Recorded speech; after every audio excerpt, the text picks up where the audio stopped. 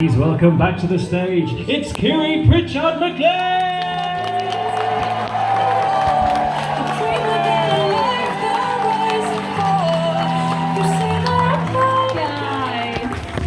Too kind! You have a nice break? Yeah. Fucking got in it. Just about.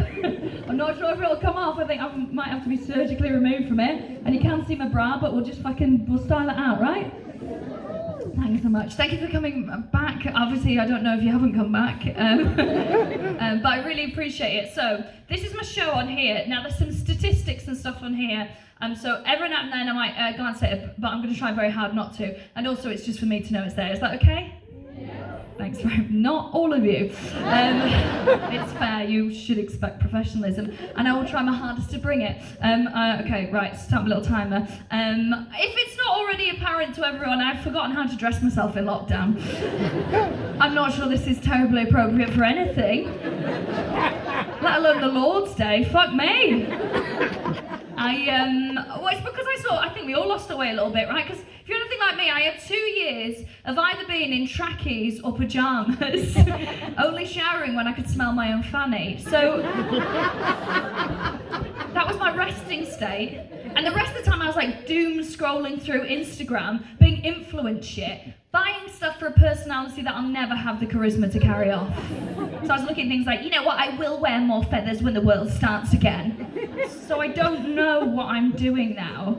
I caught myself the other day going out the house, right? And as you leave ours, there's a mirror so you can, see how you're looking. I was walking out the house, I caught myself. I was in a tankini and a balaclava. It's too much. I was going to the co-op. It's too much.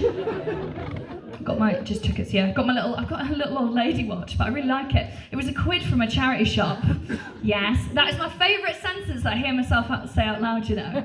It's £1 from a charity, actually no, second favourite. £1 from a charity shop. First favourite is, was it where I said it would be? That's my first favourite.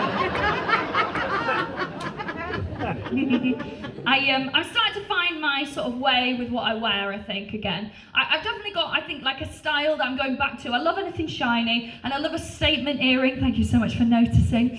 I love a statement earring. The statement being I don't fit in anything else in Topshop. That's the principal statement. Because you're anything like me, if you're a plus-size woman, we always have absolutely fucking banging jewellery, handbags, shoes, because you can't get too fat for those. That's why I thought I genuinely managed to chunk my way out of a pair of shoes in lockdown, which is quite a fucking achievement, isn't it? It was a pair of shoes not dissimilar to this, right? One's with an ankle strap. I would bend down fully for the act out, but I can't in this. If I bend down, a tit will pop out. That's how it works. I know, I was saving it for the end, don't worry. So I bent down to do the ankle strap up, and it wouldn't go. And I was like, they must have shrunk in the wash. I don't know if you've ever Vaseline drunk ankle, but it's not a high point self-esteem wise, you know what I mean? Trying to get some semblance of self-confidence, looking down and seeing a muffin top over your own foot. I don't know where to shop anymore. I don't know where to shop because I'm in my mid-30s now. Also, like as a plus-size woman, I've not been particularly welcome on the high street, right? And then places I knew to go to, like Topshop. I mean, I'm glad it shut down. I hope he drowns on his yacht, the tax-dodging cunt. I really do. But woo! We've all got something from there, though, haven't we? Woo!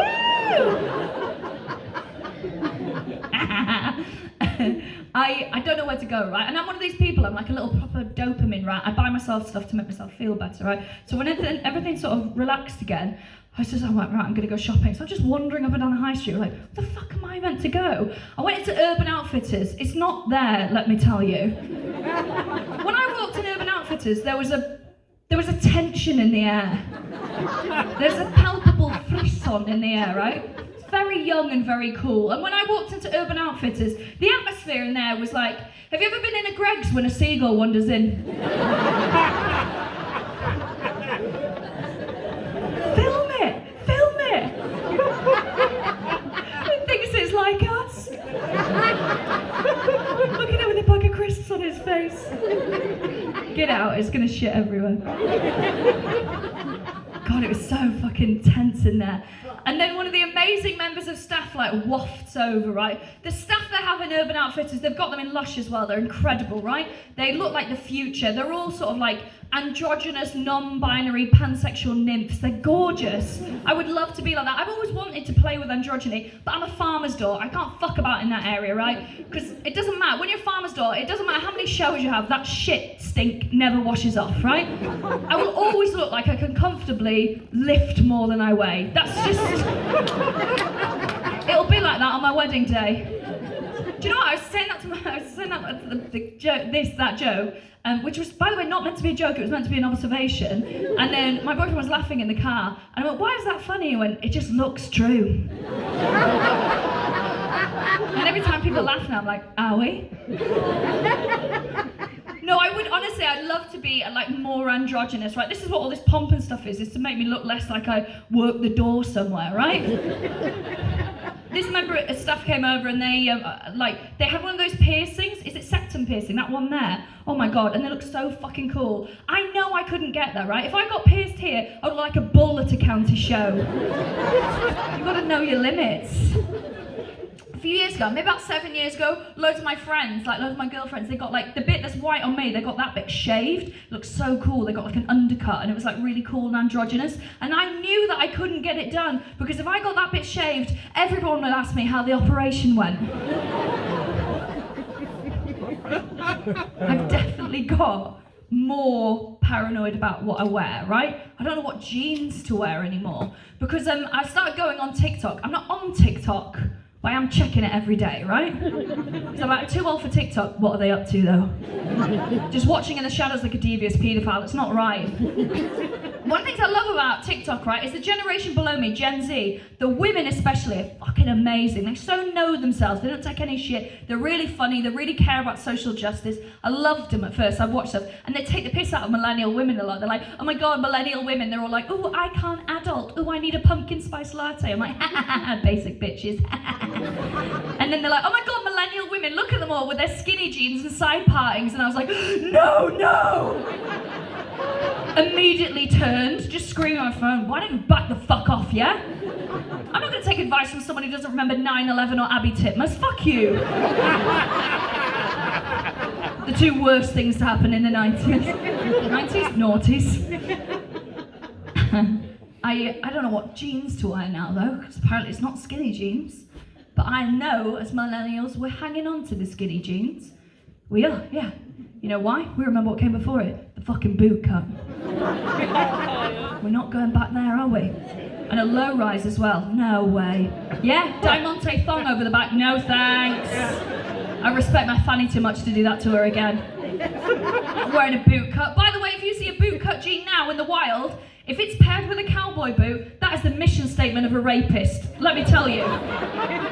If you smell dupe, ask for Angela at the bar. You're not safe.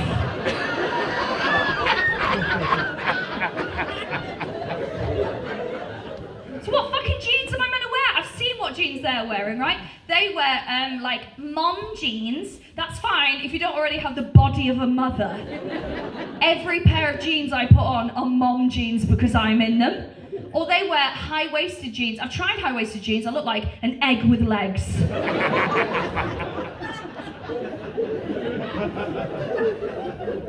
There's always a part of my body I have to negotiate with, right, when I get new clothes. It's the same part, it's especially prevalent in jeans. It's this bit here, right? I call it my Prosecco paunch. It's this bit here. Look at me turn this to the side like you can't see it from the front. It's this bit here.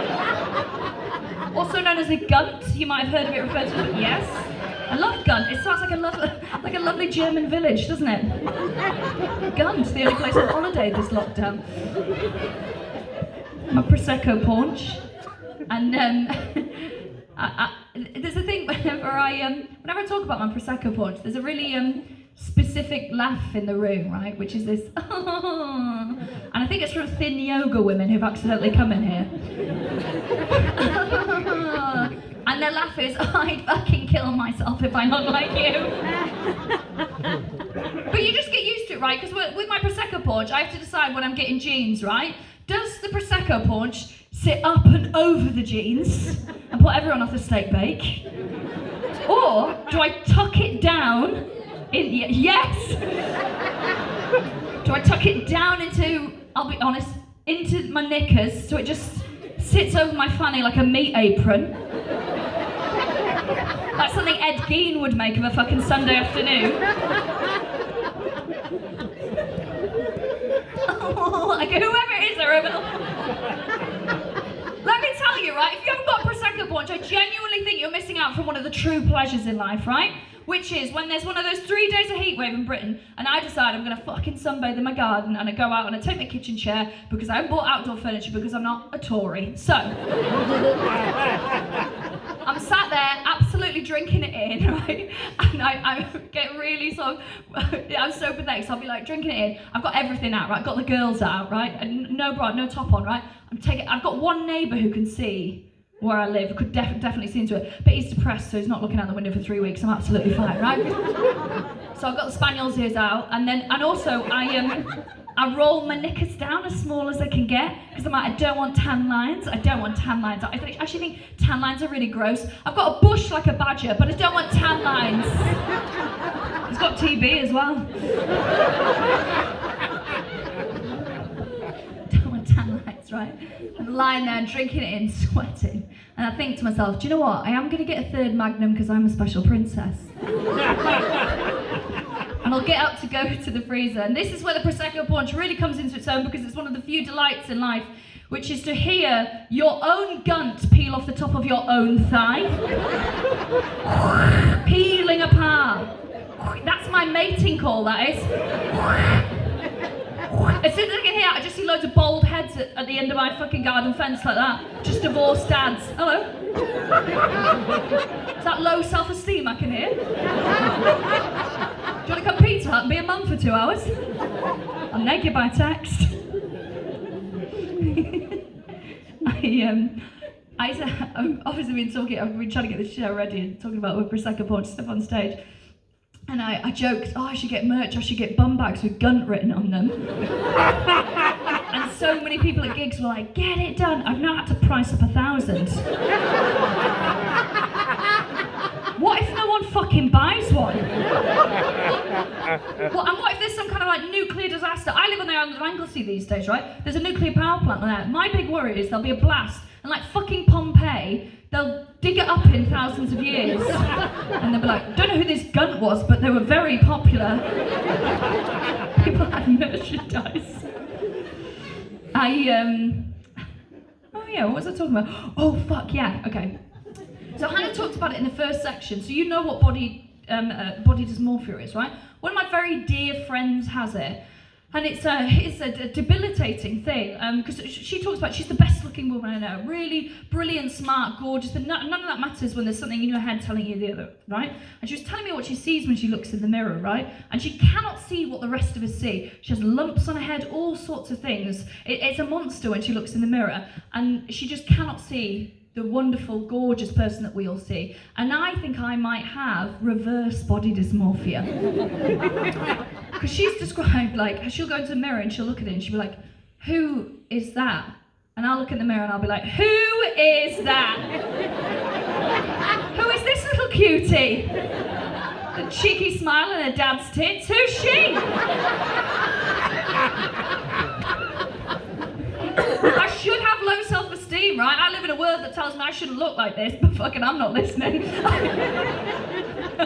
I think I might genuinely have reverse body dysmorphia. Now, some of you don't do that thing where you're like, oh, because it feels like, I don't see myself the way the world sees me, and I know I don't, right? Because when I go out for like nights out and I'm dressed up, this happens to me, it doesn't happen to other people. People come up to me and go, I wish I was as brave as you. Brave? Like I'm a fucking key worker. Not just a size 16 in a leotard, for fuck's sakes. Brave! You know, the other reason I know I can't see myself like the world does, because the weird thing, when you do stand-up comedy, right? People think you want to do acting, because they're like, oh, you're mentally ill, you must want to do that, right? So they send you castings. So my agent always gets sent castings, right? And it'll always be the same thing that gets sent. So it'll be a woman, and they'll give them like a name like working class connotations. And so it's misogynistic and classist at the same time. So it'll be like Sharon, and then a character description. It's always pretty much the same. So it'll be like, Sharon, 50, looks considerably older. Yeah, and then it'll say, has a coarse demeanour that would make sailors feel uncomfortable. Facially, quite a canine woman. And physically, looks like that her body is sort of washed up on a beach in Humberside and was found by a 9-year-old boy, and now there's a picture of him in the local paper pointing at him. We'll always end with the same 5 words, which is, they've asked for you specifically! Do you know what? My dad always says that because I'm obviously a chunky girl, I've always been like this, and he says, well, you know, you've got a lovely round face, that'll never age, he says. He says, you've got lovely young eyes. He's a fucking bullshitter. I can prove him wrong, right? Because we've all been wearing masks for 2 years, unless you're a fucking cunt or a maniac, right? And so we've been wearing masks for 2 years. So last August, I went up and did a weekend at the Edinburgh Fringe Festival. So jumped on the train at Manchester, was going up to Edinburgh. Now I've got family in Lockerbie, so I was like, I'm just going to jump off, see them for a couple of hours, jump on, and go to Edinburgh. I'm not buying a new ticket because altogether now, fuck the Tories. So I jumped back on, right? Got on the train. I sat there. The guy came and scanned my ticket. All fine, and then he stopped and came back. He went, sorry, where did you get on? And I was like, oh fuck, I've been rumbled. So I put on my best ill voice. You know when you phone in sick for work, the voice that you do, where you're like, I'm so sorry, I've been up all night coughing. Well, that's a disease. I mean, it is now, but.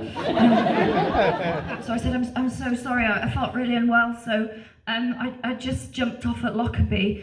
And I just had some fresh air and a bit of water and a bit of food, and I had a bit of a walk around. I'm feeling much better now. I just wanted to get to Edinburgh and settle down. He went, oh no, of course, love, now you've mentioned it, you do look appalling.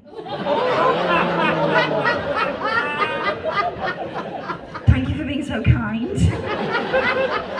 Fucking crying out the train window. About 2 minutes goes by, I feel a tap on my shoulder. I look and it's the same guy, and he went, he's got 2 bottles of water in. I've stolen these from first class. Please do drink them because you really look awful. I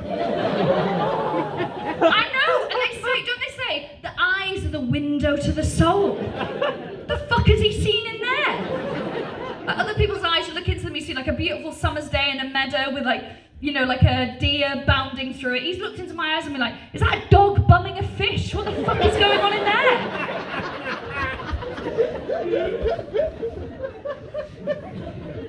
I'm a lovely round face. Liar. I'm the fattest person that my partner's ever had sex with.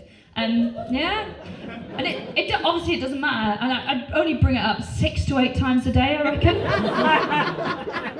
I usually just be like thinking, I'll be like, does it bother you that I'm the fattest girl that you've ever fucked? And he goes, no, of course it doesn't. And I say, so I am fat. Okay. And it's not like with loads of women or anything, it's not like a massive sample section. If you got all the women he slept with and put them together, they'd still need a belt for my jeans. That's the situation.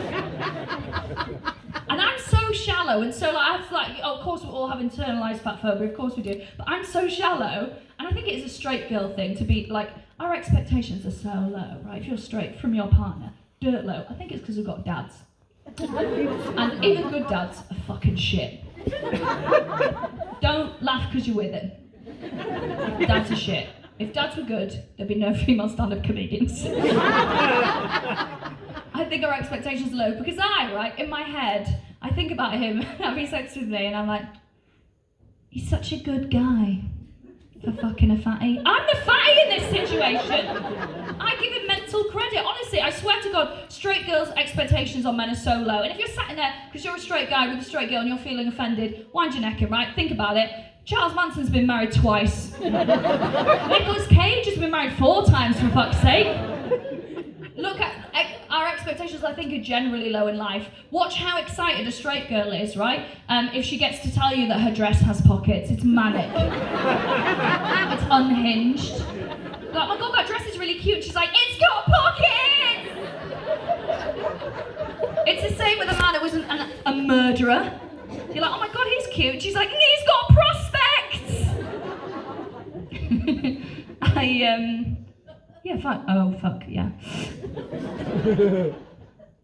What does that mean? I know what that means. It's a joke I've only done once before, and I'm not sure. Right. Well, sometimes I say that and everyone's like, go on, and then I do it and they go, you shouldn't have done that.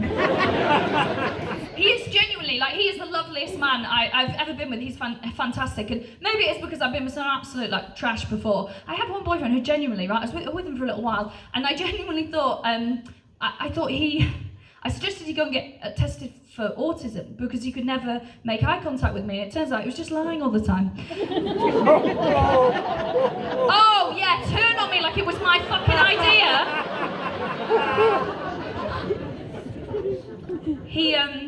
My partner is absolutely wonderful. I kind of hate that I break it down to the fact that he's like banging a plus-size woman. He is funny and he's kind and he's clever, he's wonderful. I think he has a sort of a sensitivity to him that I haven't encountered before, and I think it's because of his life. So he experienced some like deep traumas. When he was 19 years old, he lost his mum. She passed away. She'd been ill for a very long time, and he was one of her primary carers throughout that, right? So he has this kindness to him and this sensitivity that is just wonderful, and he just brings that to every situation. So I guess if you are a single straight girl in the audience, what I'm trying to say to you is, if you want a guy, get one with a dead mum. I cannot recommend it enough. And I know you're being appalled right now, but don't be so appalled that you don't listen to my fucking great advice. Listen. No, I promise, like, there's so many advantages to it. Like, I mean, you only spent, I don't know, what have you spent with me now? Yeah, about 20 minutes, 25 minutes. You can see I'm hard work, right? That's come over, but not as hard as she fucking was.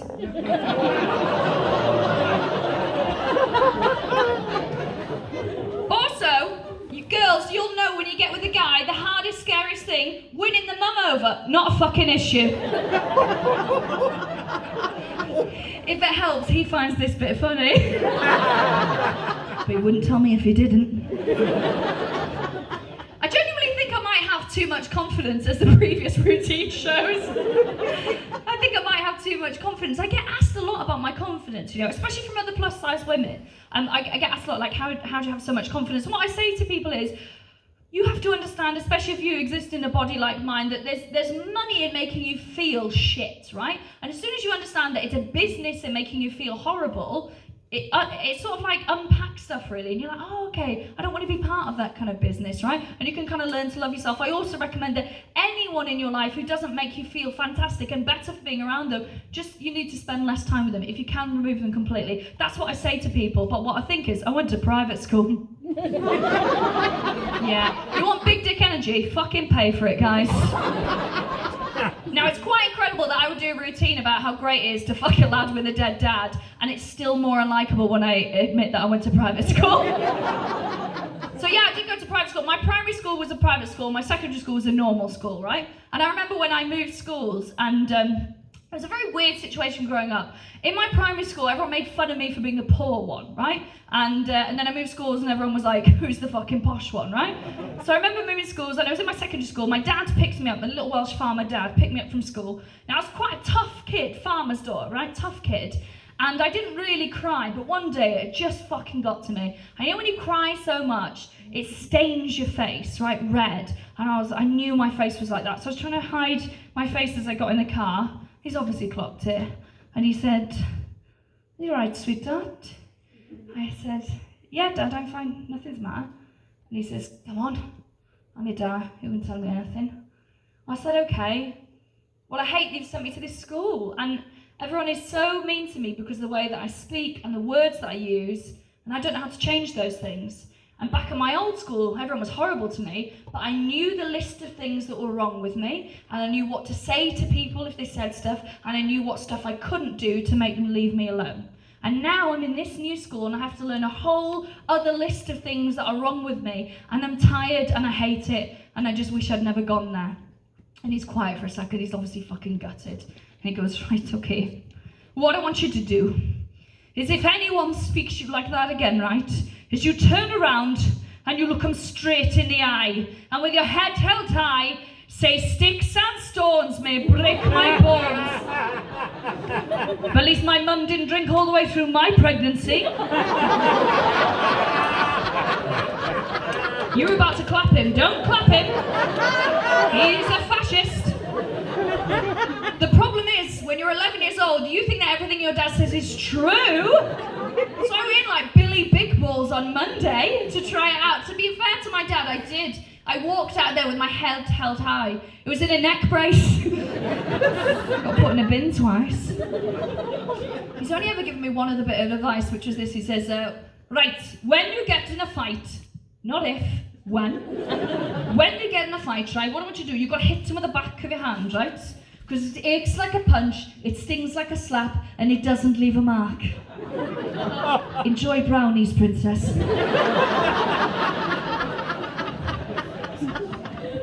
Now, surprisingly, I didn't hate school. I hated some of the people. I didn't hate school. I just hated some of the people. And I'm on telly now, and they're dead or sad. So it's fine.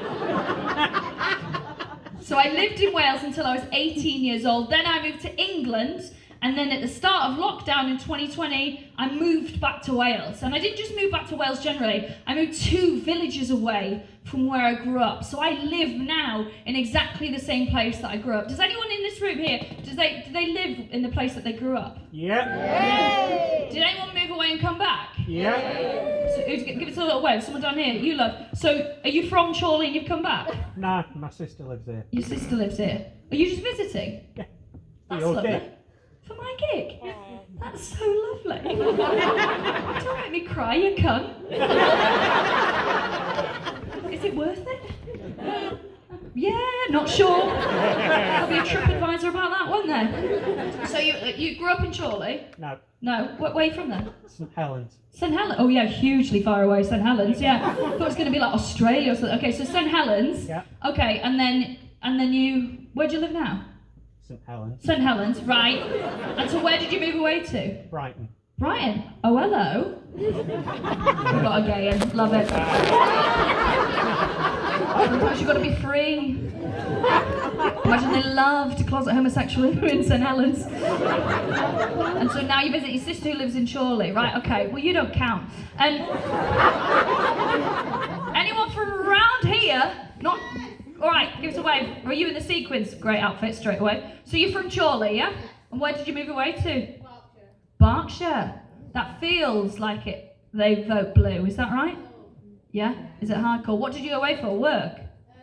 No, to get away from my ex. To get away from your ex? Well, we all want to dig into this. But also, it's probably going to be deeply sad, isn't it? So let's move on. No? Fucking love it. She's empowered. Oh my god, that was like a 30-second episode of Queer Eye, wasn't it? You all feel amazing now? He's sad, I'm not. Yeah! Get it on a fucking bum bag, mate. That's merch. So how long have you been back in Chorley? 5 years. 5 years. How does it feel to be back where you grew up? Like home. It is like that, isn't it? I didn't ever think that. Do you find a weird thing where I have memories, like I'll go to somewhere and I'll suddenly get a memory about that place? Do you have that? Yeah. I have it, right. Moving back to where I'm from, I didn't expect this to happen. I didn't expect it to feel so like home and so familiar, right? I love Wales for like all sorts of reasons, but I didn't expect to feel complete when I came back. And the memories, like we're driving around and I'll be like, oh my god, that bus stop, I had unprotected sex in there. Oh my god, fucking hell, so Penryn Castle, right, in Bangor, that's where I did work experience. I had unprotected sex in there. There's the abattoir.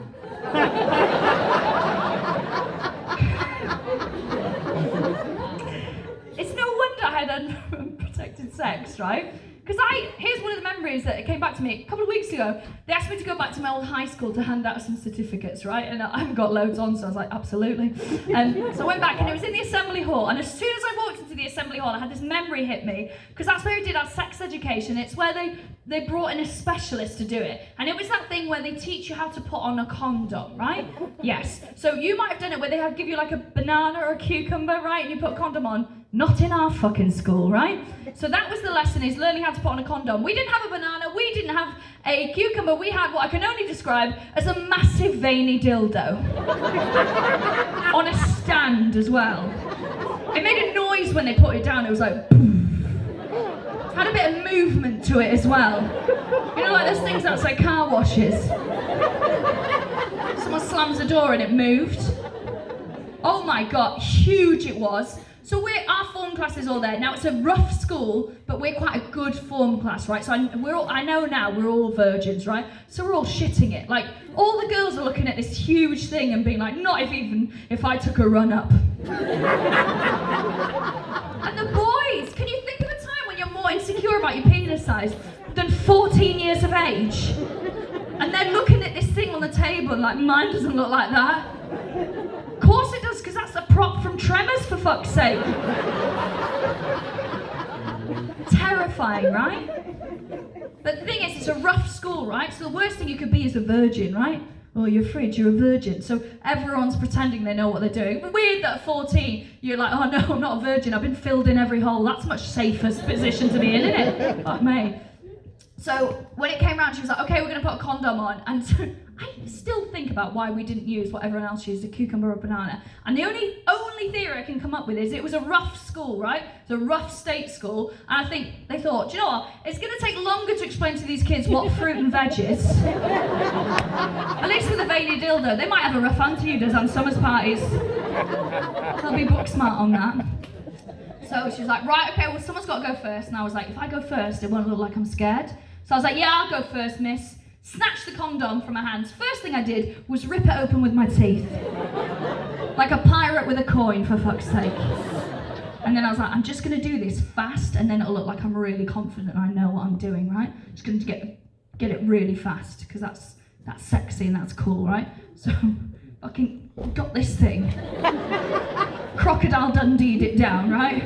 Put the Johnny over the end and started like getting it down like close hand magic as fast as I can, right? And my tit nearly popped out when I jumped there. I won't be doing that again.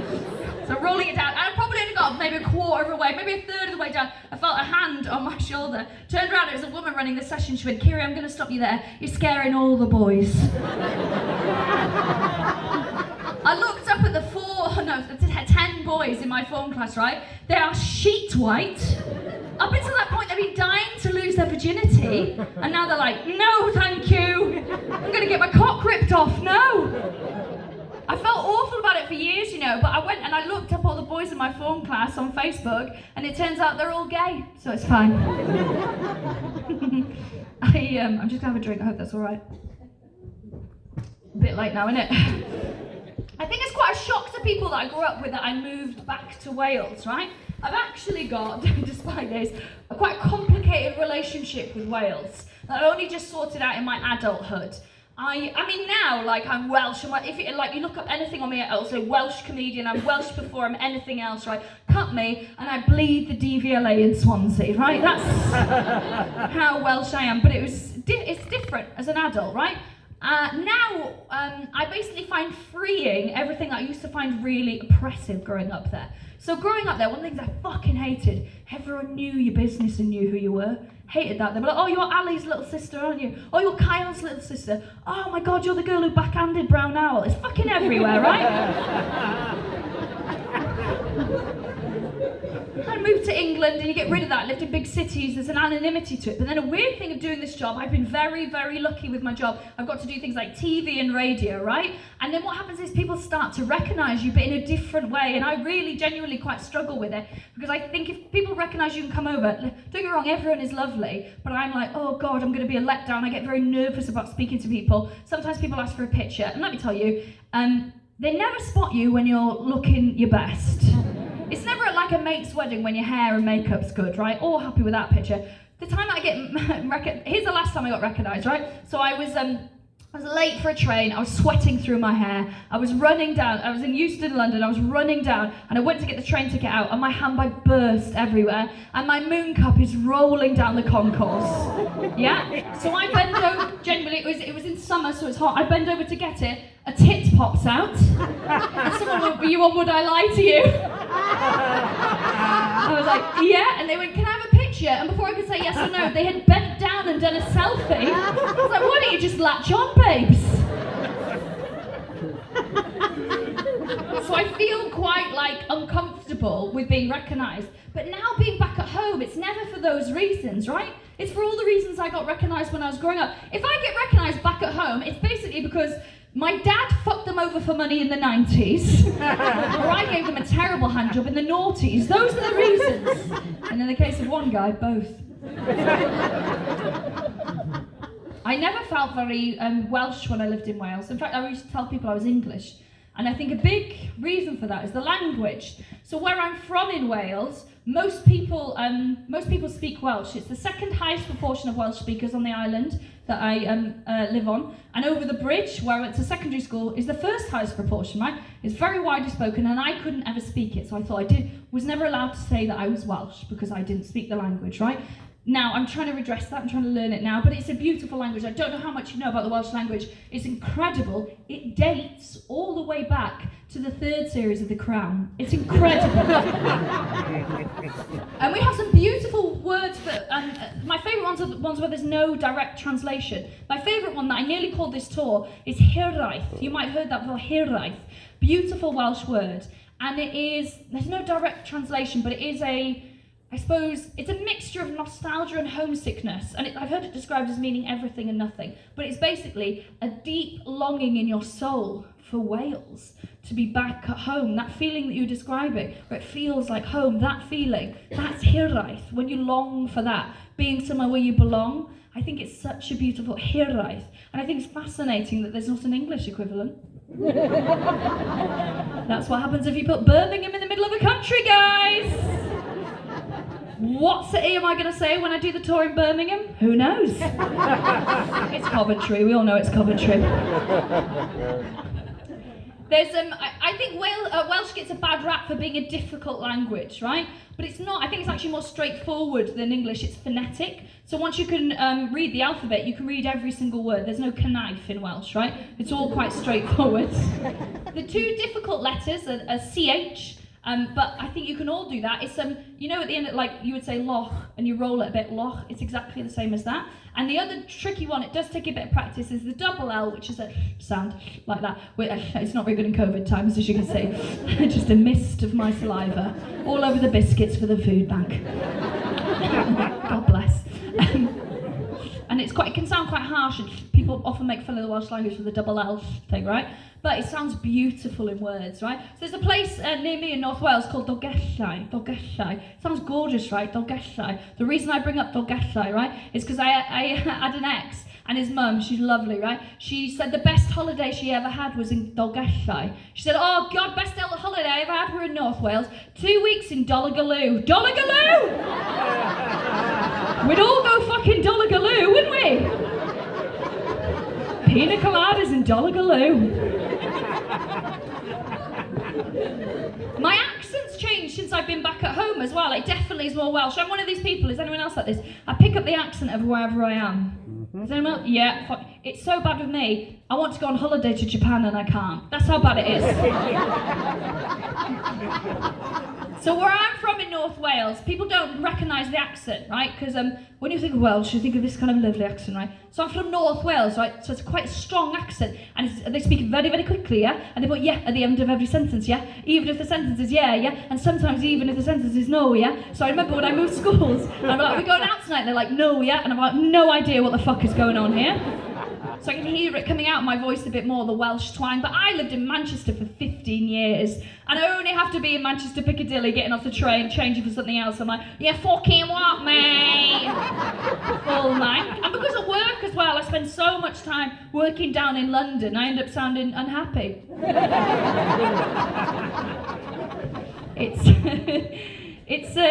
I feel really sad that I have only just sort of reconnected with the Welsh language and started learning it. Because I did have such a bad relationship with a language that it made me feel like I could never say I was Welsh. It made me doubt my heritage. And that's really difficult. Because, we learn it in school. Like, it's compulsory to learn in Wales. You do a GCSE year. But that didn't make it any better, because the problem, right, is in Wales, all Welsh teachers are chemically unhinged. I don't know why it is, but they all act like they've just run into a wall. They're fucked up. So we've all had that thing where you have a subject that you're shit at school, right? And then, or you have a bad teacher rather, and then it changes how you feel about that subject for the rest of your life. Like I've got mates who had a bad English teacher, so they don't enjoy reading, right? Imagine if the subject you have a bad relationship with is what your heritage is hinged on, right? The reason you don't feel a connection to one whole side of your family. That was my thing, right? And I promise Welsh teachers, it's so hard to explain to people outside of Wales what's wrong with them. but it's something. I've got a theory. The reason why they're so the way they are, right, is because they get a lot of shit. Okay, the Welsh language gets a lot of shit, but when you're a Welsh teacher, you just get kids going, Miss, it's a pointless language, Miss, it's dying, why do you have to, my dad says no one speaks it, we shouldn't have to learn this, it's pointless, Miss, you teach a pointless subject. That's fucking, taking that shit every day, it's going to take your self-esteem some hits, isn't it? No wonder they end up being eccentric. It's sort of the same eccentricity that Latin teachers must have the same thing, right? But Latin teachers, they've got the job security of knowing that they get to teach posh people a secret language so they can organise paedophile rings. Okay. It's a theory I'm working on, prove me wrong. The only people I think are madder than Welsh teachers are home economics teachers. And that's because that is a pointless subject. The fact that they haven't even got the testicles to call it cooking, which is what it is. Fuck me. Home economics, right? So I think it was an 8-week term that we did, and you make a thing at the end. But the thing at the end could be made in, let's be honest, 2 lessons, right? But they've got to string it out because they know what they're teaching's bullshit. So if you're anything like me, you spent 2 weeks making a mood board about pasta. This country's gone to the dogs. Can you believe that? I remember the teacher going, okay, girls and boys, go home to your mother's magazines, and cut out every picture of carbohydrates you find in there. Have you been in a woman's magazine recently? Not a carbohydrate to be seen, mate. Also, my mum was a farmer. Like, what am I going to do? Farmers Weekly. Do you want some arable wheat in there? Like... So we did mood boards about pasta, and it was a huge thing building up to the final project. What was our final project that we got marked on that we made? It was an open sandwich. You know what that is? A sandwich that's been dropped, for fuck's sake. Someone got an A star because they put crisps on the side. Fuck you! That's not a subject, is it? Does anyone remember what they made in home economics? Give a shout. Angel Delight! Are you fucking high? And I'm about to say something awful that I don't agree with. That's the scummiest thing I've ever heard. Angel Delight? No. Really? I don't fancy their chances in an Ofsted inspection, do you know what I mean? Anything shitter than Angel Delight, you're not going to find it. Beans on toast! Babes, were you in a low set? Come on now. Beans on toast. What was that one up there? Yeah! Packet custard with a flake on it! Fuck me, that is a teacher who's going through a divorce and she's like, bring your own flake. Stole this packet of custard, bird's custard from the back of the supermarket when I was freeganing my sandwiches there. Anyone make anything good? Pie. Pie? Pie, what a fucking Chorley answer. Butter pie if we're in Leyland down the road. Oh my god, that is so fit. Why do you keep it to yourselves? Butter, onion and potato in a pie. So good, innit? So pie's pretty good. What was over there? Trifle. Oh. That's alright, but what year was it? When was it? No, I don't mean how old you were. We're amazed you managed something with so many parts already. It's quite like, it's quite like a 70s dish, isn't it? But you seem younger than that. There was a person that I spoke to, they were a bit older than me, and they made blancmange. You can carbon date that, can't you? Blancmange. I didn't know, blancmange is one of those like funny words you use in stand-up comedy, but you don't actually know what it means. I looked it up. A blancmange is a jelly made with milk. How do we make this gelatine hoof mixture worse? Pop some milk in it, I reckon. Oh fuck, Kiri Louise, you need to crack on. So I'm learning Welsh. Back to that. And there's a sad thing that I know. Now there's an uncomfortable truth that I'm probably going to get in some shit doing this tour, especially in the Wales dates, about the Welsh language and the Welsh people, and people who are first language Welsh, right? It's their first language growing up. I know that they won't accept me as being Welsh, right? Even if I become fluent, which is what I'm working towards. There's always a way of sort of like denying people their heritage. I've had it before. So at first it was like, yo, you don't speak Welsh, and now I speak Welsh, and it's like, yeah, but you're not fluent, you're not first language, right? It's a really sort of dark thing that goes on. And I get, so they go, where were you born? All right? And I was born in England, right? When I was a baby, 8 months old, my parents moved to Wales. That's all I remember, right? 8 months old, and they're like, oh, you're English. I was like, 8 months? I was in my mum's fanny for 9. That's not on a passport. But gatekeepers, I think, will always find, like, this is the thing is, I'm at the least insidious side of all this as well. I've got friends who are first language Welsh, they're born in Wales, and people go, oh, you're not really Welsh though, are you? You're not Welsh, are you? And it's because they're not white. So it's a really uncomfortable thing that goes on, especially in the Welsh-speaking part of Wales, that I wish we knew how to deal with, and is difficult for someone who is not part of that community to talk about. Because I think there's gatekeepers in any situation, right? People who decide, they cherry pick which criteria you need to hit to be part of that privileged group, right? So you can sort of access the privileges that come with that identity. I know what you're thinking, what privileges come with the identity of being Welsh? And it's the singing at funerals, it's fucking boss. And we're all on a WhatsApp group with H from Steps. Those are the privileges. Now, I don't want to lay into the Welsh language or Welsh speakers at all, right? Because it's a very small percentage, and I understand why Welsh people and Welsh speakers are very protective over the language. They've got right to, right? Because it's historically been oppressed. So, if we go back to 1798, right? So the thing is introduced, what happens is, England, Westminster said, what's happening over there in Wales, right? What's happening over there in Wales? And they send these 3 guys over to Wales to do like a survey of the kids and stuff like that, and they come back and they go, yeah, we've had a look at Wales, and the kids are fucking idiots, and the women are sluts. And they're like, we just asked you to look into the schools, and they were like, yeah, don't ask us how we know about the other stuff.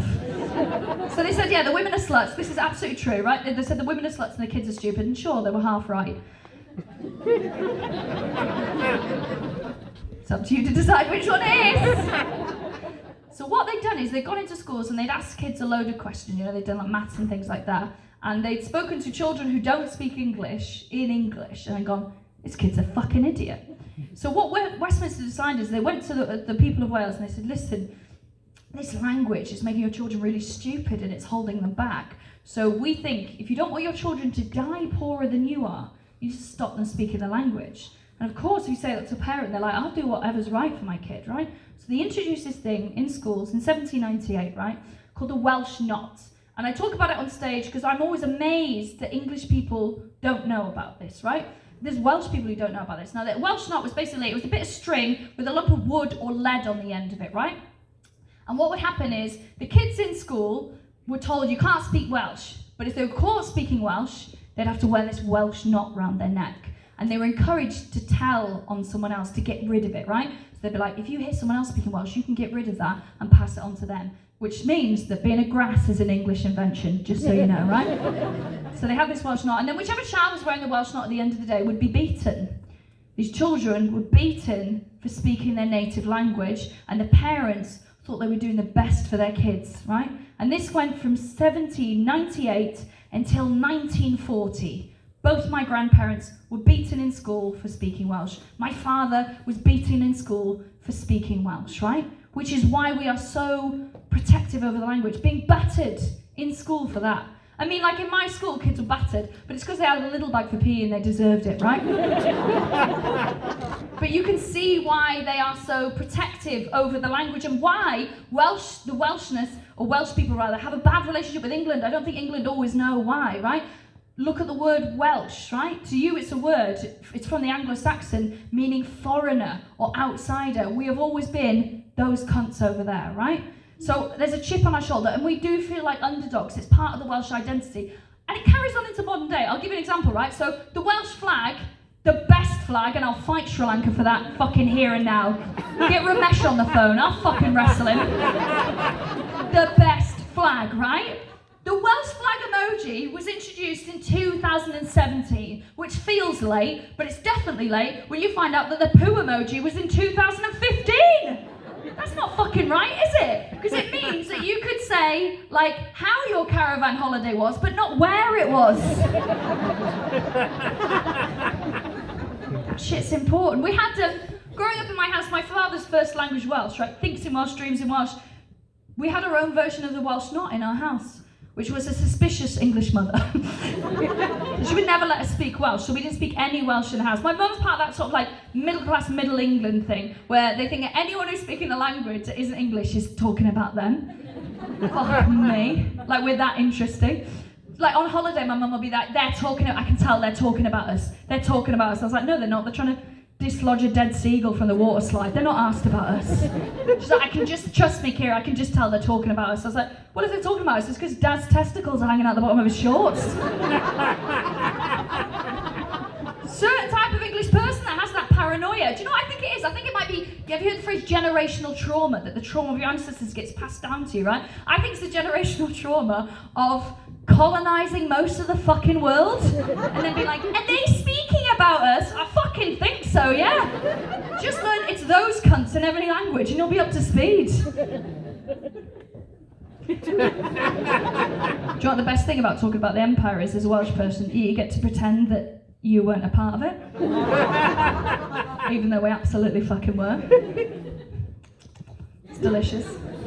I always think it's mad that the like atrocities of the British Empire never make it into British people's stereotypes of themselves. Do you know what I mean? Because when we talk about British people, we're like, we are so polite. Don't we absolutely love queuing? That's how we see ourselves. And it should be like, don't we owe Pakistan fucking loads of money? Isn't it a moral failing that we won't discuss reparations? Naughty!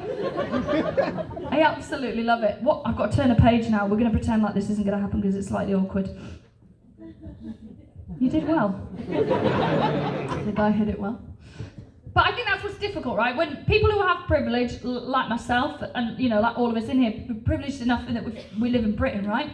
Sometimes it's quite hard to see yourself as an oppressor, right? When you are just by virtue of the fact you have privilege, right? Sometimes it's easy to see yourself as oppressed. I'll give an example, right? So I'm a woman, so I am naturally oppressed. We live in a patriarchal society. That's part of the oppression, right? But on the flip side of it, like, I'm cisgendered, I'm able-bodied, I'm white, I'm straight. As of recently, I'm newly wealthy. I fucking love the phrase newly wealthy. I've heard other people use it, and I think it's so good because it's like a brag that you're dressing up like you're ashamed. I'm newly wealthy. Oops, I'm rich. I fucking love it. I copied it from much richer comedians. I was like, yeah, I'm newly wealthy. Please give me a car. And, okay, yeah, fine. Yeah, fine. What the fuck does that mean? No. What's that mean? I can't tell if my son. What does that mean? Oh, yeah, okay. Oh, yeah. Okay. Yeah. Okay. Like I'm having a conversation with someone in my ear. As opposed to just hearing my own heartbeat because I'm so scared. Okay, yes, that's what it is. I think it's difficult when you look at yourself in the mirror and you suddenly realise that you're potentially complicit in making other people's lives more difficult by being part of oppression, or at least not doing anything to undo it. I found that really difficult, right? Because also, I remember when being a woman was enough. That was fucking good, wasn't it? You know, when people would talk about what shits British people were or what shits white people were, and you're like, not me, I'm a woman, tee. Can't be me, I get paid less, la la la. Fucking love that bit. Oh, and by the way, I only want to hear criticism of white women from other white women or marginalised people, because there's a weird thing that's snuck into stand-up, right? Where like lads who do stand-up who are sexist, they found a way to like reboot their sexist material by putting the word white in front of it, right? It's like a hack code for misogyny. So they used to go like, women are dumb bitches, and they get called out, and now they go, white women are dumb bitches, and they get a Netflix special, right? So what I'm saying is, leave it, lads, we'll look after this. White women, one of the things that we're best at, thinking about ourselves, talking about ourselves. That's our favourite things. Third thing's crystals, obviously, right? I promise we've got this, right? We'll take care of it. We'll pull each other up on our bullshit, okay? And you can tell your friends to stop raping everyone. Okay, thank you. All the men sweating in silence. I've been thinking a lot about my privilege. Basically, locked in a house for 2 years will do that to you, right? And I've been sort of interrogating my whiteness, right? It's a weird phrase, that, isn't it? Interrogating your whiteness. Because it sounds like someone's pointing a torch in your face and going, do you like Simply Red and Missionary?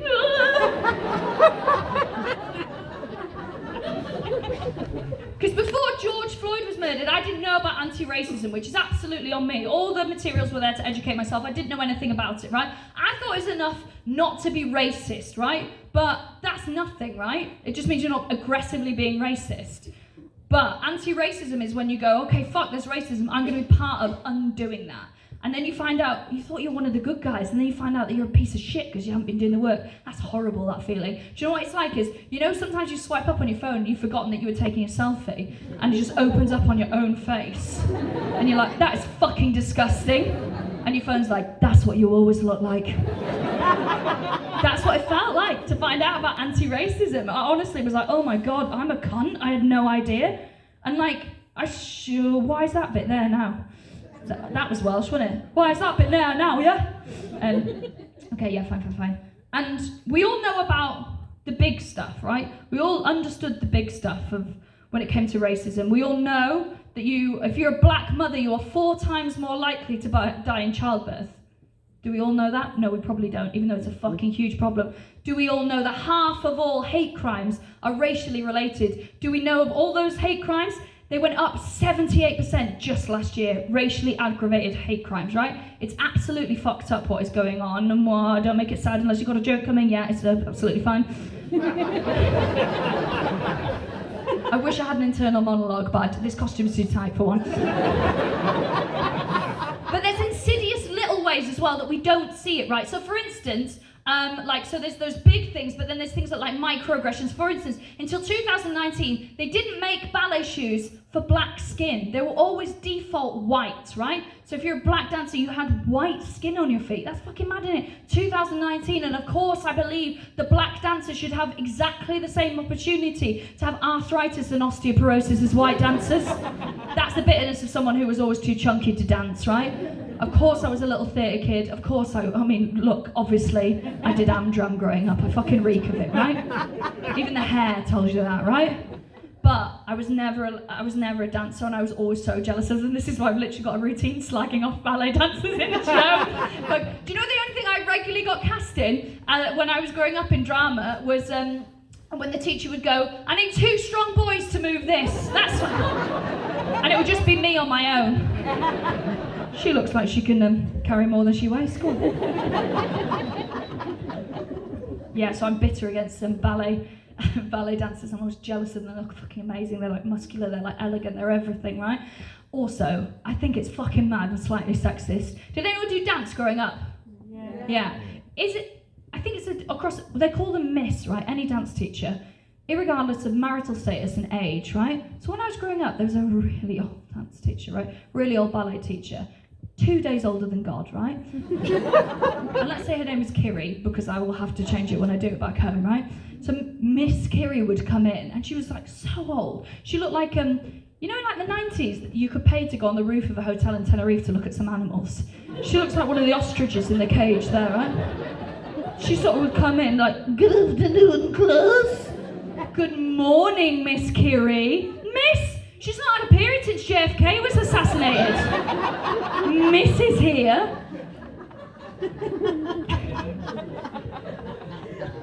I'll leave them alone now, dancers are amazing. One of the things I found hardest about trying to educate myself and unlearn stuff and like, you know, be anti-racist is the compelling urge to tell people that I'm doing it. That's fucking hard. Because also with anti-racism, they've fucking got you there, right? Is you're shit if you don't do it, but you're shit if you tell everyone you're doing it. Ugh, that's annoying, isn't it? It's like marathons in your 30s. Do it silently, shut the fuck up about it, and just secretly know that you're better than everyone else. Don't make me sign your fucking form. That's how it is. And it's hard, right? I do want to tell people about it. Because I'm a white person, so I'm used to, when I work hard at something, I'm used to being rewarded for it, right? Last time I worked this hard on something, as hard as I'm working on educating myself, I got a GCSE or eaten out. Give me something, right? I can't believe I've had to organise a nationwide tour to tell people what a good person I am. Do you know how exhausting that is?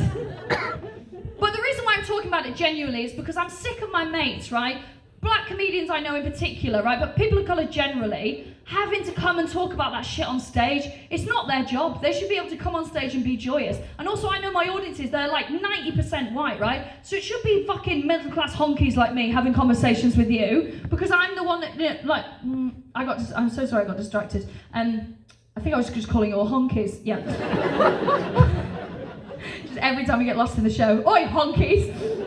It should be people like me dealing with it, and it should be people like me having the difficult conversations. Like, I was on Facebook the other day, the home of the intellect, And there was an argument going on about, you know, when they hoofed that statue into the river. I fucking loved that, right? Yeah, I love that. And then underneath, this guy I went to school with was like, yeah, well, actually, I've got a black friend. He doesn't.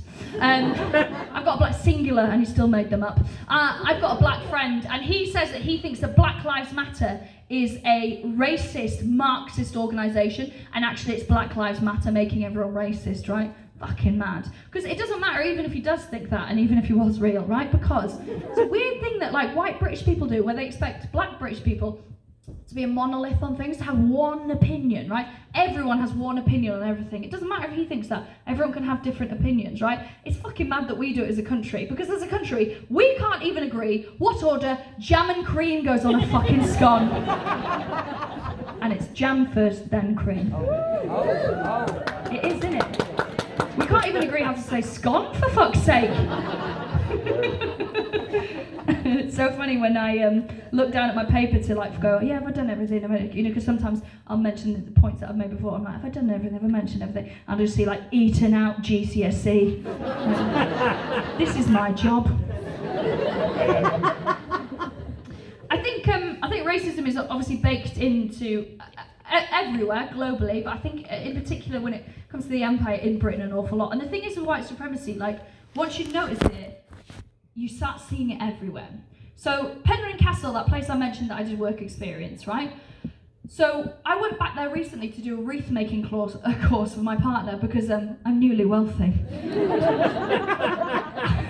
And we got to go around the castle afterwards. I hadn't been there since I was a kid, right, doing work experience.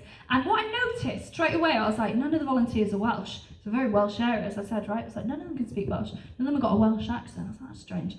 I looked into the history of it a bit, and it's because the guy who owned it was a guy called Richard Pennant Parry, right? And he owned a quarry, which is now the world's fastest zip line. So he owned, you should go, it's a fucking right laugh. Oh my god, no, I can't say. No, I can't. No. I've signed an NDA. This is making it sound way more exciting than it is. You'll find out why I wanted to tell you something about that in the next week. Okay, it's not. I'm marrying into the royal family. No, it's not.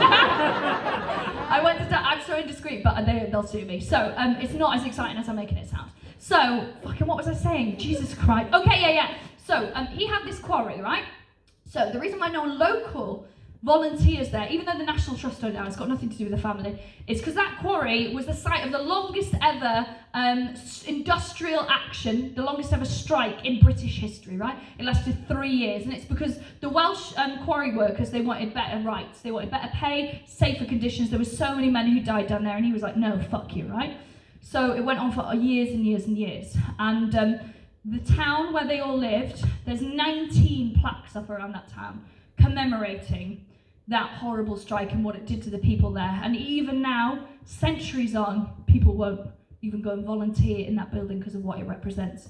What there are no plaques up for is the 1,000 enslaved people who worked across the 4 plantations that he owned. And those plantations built the schools that those guys' kids went to. They built the hospitals that they went to when they weren't well. They built the roads that they drive on. They built all places have had unprotected sex. All these places. And then road. Actually, I can't think of one again.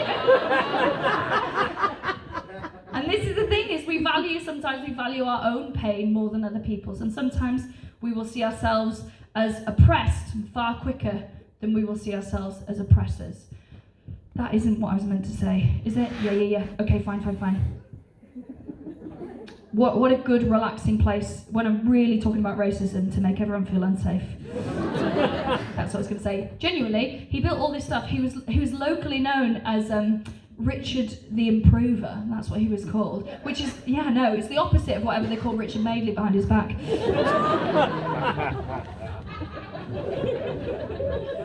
I think sometimes we can value our own oppression more than other people's. especially if they don't live in the same place as us, and especially if they don't look like us. And I think also that's one of the reasons why that story about the quarry is a good example of why it's hard and why often we post the black squares but we're not actually still committed to dismantling white supremacy, because we do benefit from it. It makes our life easier, it makes our lives cheaper, right? I always think that white supremacy is a bit like chicken nuggets. You know, you're like, this is fucking delicious and they're so cheap.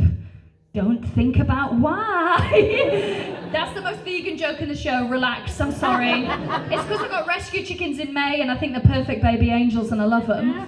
Oh my God, I've named them after drag queens. They're absolute, I love them so much. I say I'm vegan, we eat their eggs now, right? But we had a big conversation about like, do we eat the eggs? Do we eat the eggs? And we were like, you know what, if they give us an egg, it's a special gift from God and we should. And also I fucking love eggy bread, right? But I remember those first few eggs, right? We're like, oh, but I'm only gonna poach you because I wouldn't dare fry you, you're not scum. And then I'd be like, you know, drop it into boiling water, be like, thank you so much, thank you so much. But the thing is, if you've got 4 happy chickens, they lay an egg a day, right? You skip eggs for one day, you got 8 fucking eggs. I've got eggs coming out of my ass. Not medically, right? Don't worry about it. Honestly, I'm engineering fights for the kids in the village so I can fucking whip eggs at them. Do you know what 8 eggs is really good for making, actually? Constipation! You never see that on Nigella, do you? Pop it in the microwave and you can have an anal fissure.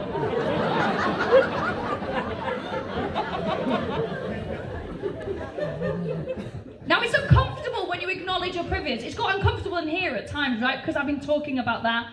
And I think some people are so uncomfortable with it, right? They can maneuver themselves. When they realise that they're oppressors, they can maneuver themselves into a position that makes them feel oppressed again, right? And I've got a theory about this. So white women in particular were sort of called out in terms of like, because black women had done an awful lot to fight, right, for women's rights and for things moving forward.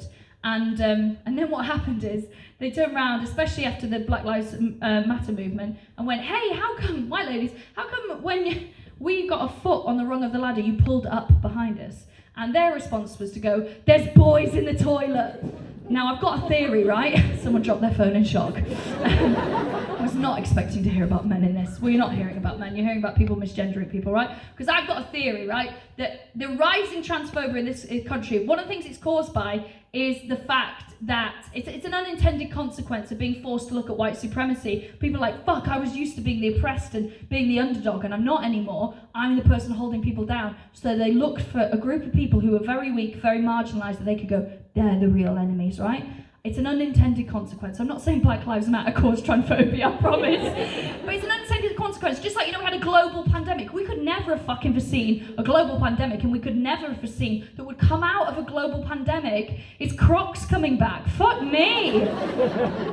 The worst thing to happen. Also, if you're an adult with Crocs and you're not a nurse or a gardener, stop it. Get some laces and grow up. No one needs to be that comfortable. And if you're sat here with them on now, don't you dare come and ask for a photo at the end. It's very interesting. So there's a debate going on at the moment about all sorts of things to do with trans people that I'm very worried about, because they're a very vulnerable group of people, right? A lot of it centres around toilets. Why the fuck are we obsessed about toilets, right? There's this whole battleground over toilets, especially like this whole thing about women's toilets. So there's one side thinks, right, or one group says, you should be able to use whichever toilet aligns with your gender, right? That's my team. And there's another group who are like, I think I should be allowed to harass every lesbian with a short back and sides and ask them to show their fanny before I allowed them to pinch one off in Debenhams. It's so weird. There's loads of my friends who are like butch lesbians have been asked, like, excuse me, sir, are you in the right toilet? One of them had to lift their top up. It's fucking, who are these genital prefects? That's what I'm calling them. And by the way, Hermione would have been one, just so you know. Fucking mad as well. Over women's toilets. Like, this whole thing about like safe space, like women's toilets. Have you been in a woman's toilet?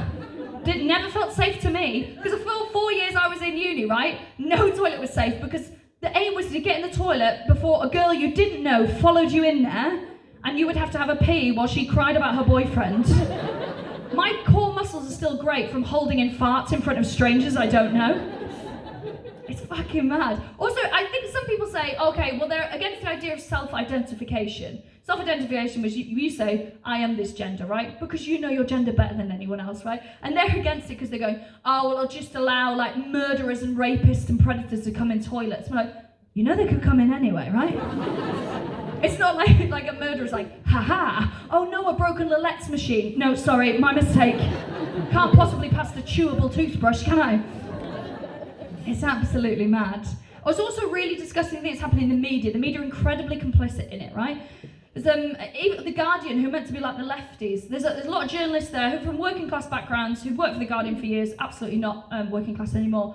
One of them described trans women as waiving their PhDs. So that's insinuating that they're all middle class. Like it's a middle class occupation, like you either do rowing, skiing or hormone therapy. Those are the three options. It's such a fucking weird thing to me. Because also it goes against the actual evidence. 1/4 of trans people have experienced homelessness. 1 in 8 trans people in the last year they've been attacked at work by a colleague or a customer. That's fucking mad, isn't it? Unless they're all traffic wardens, and then obviously it stacks up. Interesting. I was trying to see if you would laugh at that, because I think it's funny, but also it might just be enough sadness in the room. Maybe it needs a bigger... I was going to say doctors, receptionists. Are they bigger cunts? Very triggering for us all in the last 2 years, isn't it? Where do they grow then? It's everywhere, this conversation. I had an argument with a woman on it about a hen do, right? She's this fucking girl I went to school with who's now married to a dentist, and that's her job. And she was like, I just think some spaces should be sacred, actually. I think some spaces should be sacred, and I think women's toilets are sacred spaces. I think they are. 2 goldfish bowls later, I watched her outside a Chinese karaoke, right? She had pulled her knickers aside from her fanny, was squatting over a storm drain and pissing like a racehorse. And then she fell backwards into her own piss and we all saw her safe space, so excuse me for not fucking buying it. What worries me is all this is going on by the way, the transphobia in our country is unmatched around the world. It is the most transphobic country in the whole world. All this is happening on our watch, right? We've got a big fucking problem with racism. We've got a big problem with transphobia. And I don't know that we can see it in ourselves. My worry is, I think the UK might have reverse body dysmorphia. I think we look in the mirror and we're like, we're James Bond, and everyone else is like, that's fucking Jimmy Savile, mate.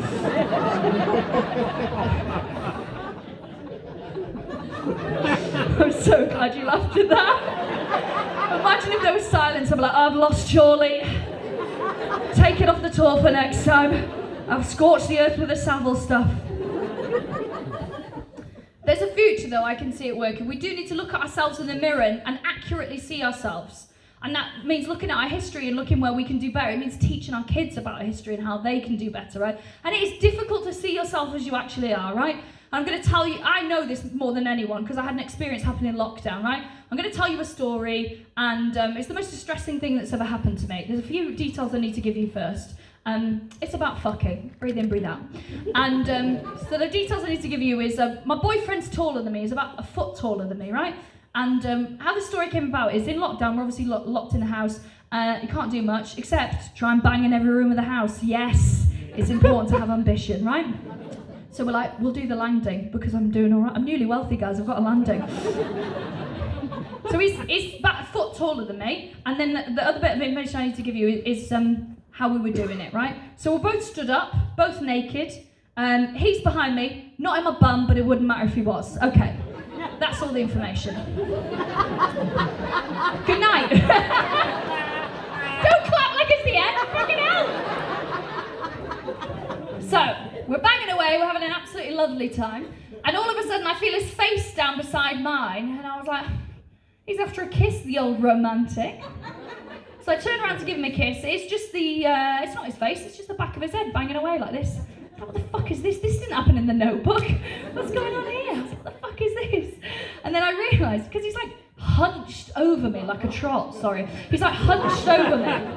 So like this, I was like, what's he doing? And then I realised he's staring down a hallway. I was like, where's he staring down the hallway? And then I remembered at the end of our hallway hangs a full-length mirror.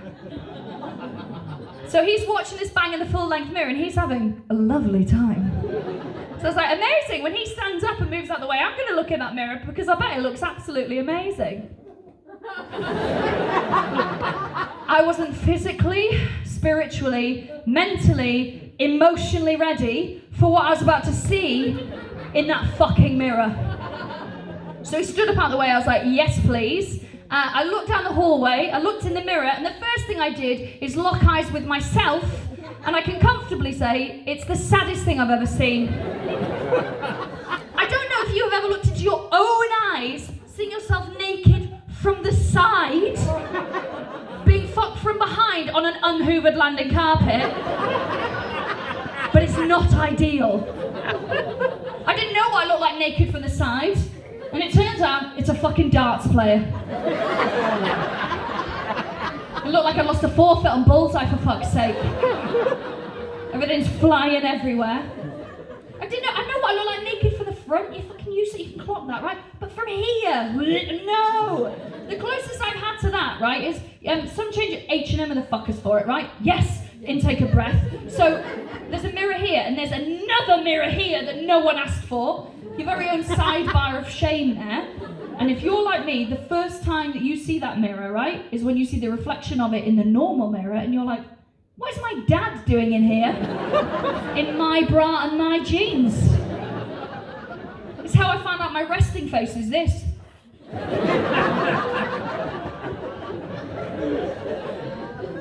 Now, the other thing I didn't tell you at the top of this story is that my partner is honestly much taller than me. He's much better looking than me, which is great. Day to day, you're like, look at that. He's properly good looking as well. Like, he's handsome. You know, some people say their boyfriend's handsome, and you're like, show us a picture, and you're like, oi. He's actually, people, before I went out with him, people used to talk about how handsome he is, right? Which is lovely. Like, having a handsome boyfriend, you're like, look at that face. Look at that. I get to sit on that. Yes, please, right? Day to day, it's lovely. But it is not lovely when you see him fucking you in a mirror, because I'll be honest, it looked like a fundraiser. I'm expecting Punsy to wander out the spare room, shaking a bucket. Bad bandage to us so he doesn't have to look straight at it. Shake the bucket, but they can't make me look. Oh my god. And do you know what? Because I was not ready to look at myself, and it made me angry. When I first saw what I really looked like, I felt angry. That was my first reaction, right? And I was angry. I made it his fault. I was like, fuck you. And so I wanted to tell him to stop, right? But I was so filled with rage that I couldn't manage the proper words. I went to say stop, and I went, nah. He was like, she's never made that noise before. So he started going faster. Didn't need to see it sped up. Didn't need my own match of the day replay on that motherfucker. When I finally manage a whole sentence, right? I'm fuming. And I really held it together, got some composure going. And I don't know why, but I went full Downton Abbey. So the first whole sentence I managed was, get out of me. Like he's a wayward duke and I'm a county. Get out of me. Now he leaps back, because he's a lovely lad, he leaps back thinking he's hurt me because he's got a fucking massive cock as well. And what a big person I am for only mentioning it now. Last 5 minutes of the show I've held off till now. Right, so sometimes he'll go at it and he'll fucking knock a filling out, so he has to be careful. So he thinks he's hurt me, right? So he leaps back and he goes, I'm so sorry, you okay? I was like, no, I'm not okay, because I've seen what you're looking at, and I think you're fucking disgusting, mate. He's like, what are you on about? I was like, I've seen what you're looking at. I've heard about people like you on the internet. You're not fucking right, mate. He's like, what are you on about? I was like, I'm somebody's daughter. He's like, no, I'm not having this. I know what's going on. I'm looking in that mirror, right? Because it's sexy. I'm looking in that mirror. You look gorgeous. I'm looking in that mirror, and what I see is you looking beautiful. And I was like, how fucking dare you? How dare you take the word beautiful away from me? Because now when we go to your mate's wedding, right, and it's the mates I haven't met, so I'm going to try really hard because I want them to love me so you love me more, right? So I try really hard. So I make my hair all big. I always do that when I'm scared, right? I'm like an animal. I think it makes me safer. And I try really hard with my makeup, but I've done it in a bathroom and the light's not in there, and then in real light it's very RuPaul season 1. Do you know what I mean? Whack a few filters on that, babes. And I'll go to my dress that I trust for a wedding, but I've stacked it on a bit since we've been together, so it's fucking tight, right? So I've got like I've got like a tit by my armpit. That's going to be there the whole day, and I can't sit down. I've got a pair of tits on my back as well. I'll get a little cardigan to hide then. Go in Bon Marché. Finally, a shop I can go to on the high street. That's where you go in there, back tick cardigans. Right, and I'm all nervous, and I come downstairs, and I go, how do I look? And he looks over down and he goes, you look beautiful. Know what that means now, don't I? When he says I look beautiful, he means I look like offal on a spin cycle. What a delightful mental image for you. So, fucking trust me, I know how difficult it is to see yourself in a mirror and see what you really fucking look like. It's deeply uncomfortable, and I get that sometimes it makes you angry first, but you got to see what you really look like to move forward, I think, to do the work. That's the phrase, right? When it comes to anti-racism, inequality and things like that, do the work. I mean, do the work in my case, so that was covering every mirror in the house with a towel, but whichever way you decide to do it, I guess. And I suppose that in this story, in this analogy, that makes me making you look at yourselves in the mirror. That essentially makes me the 6'2" boyfriend with a massive cock. I think that's just fucking you in front of a bag of biscuits. Told you I had big dick energy. You have been so lovely. I've been so scared about doing this show and talking about this stuff because I just know it's like, of course, it makes every room tense, but. I just feel that some conversations are worth having, and thank you so much to everyone who has donated. It's going to make a really big difference to people. It's such a lovely thing that you're doing. You're going to really cheer someone up, and by me, I mean me in the car on the way home. I've said, foxes, someone's doing all right, aren't they? You have been really lovely, and surely, genuinely, the staff here are absolutely amazing, and Sal, Ian, like the whole gang is lovely. Surely, as usual, you've been lovely. Thank you very much for having me. Cheers. Now